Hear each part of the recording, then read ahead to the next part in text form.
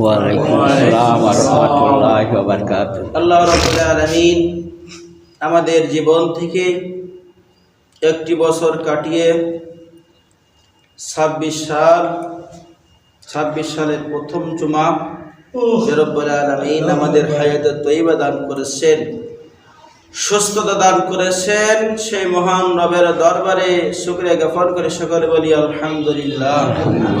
আল্লাহ রাব্বুল আলামিন যেন এই 26 সালটা আমাদের সুন্দরভাবে আল্লাহর ইবাদতে সুস্থ হালাতে আমাদের জীবনটা কাটাতে পারি, সকলে বলে আমিন।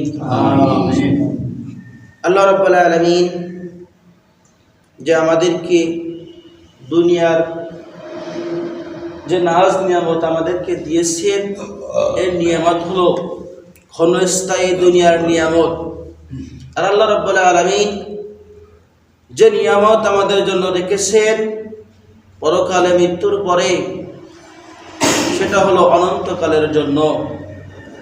সে অনন্তকালের নিয়ামত পেতে হলে কিছু কৃতিকালচার, কিছু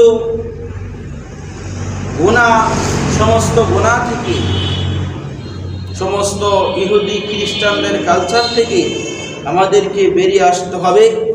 এক আল্লাহকে এক বলে নবীকে বিশ্বাস করে আল্লাহর ইবাদত করতে হবে। কিছু মানলাম কিছু মানলাম না, এমন যদি করা হয় তাহলে আমাদের ঈমানের ঘাটতি আছে। যখন আমি আল্লাহকে পরিপূর্ণভাবে মানতে পারবো, তখন বুঝতে হবে আমাদের ঈমানটা পরিপূর্ণ হয়েছে।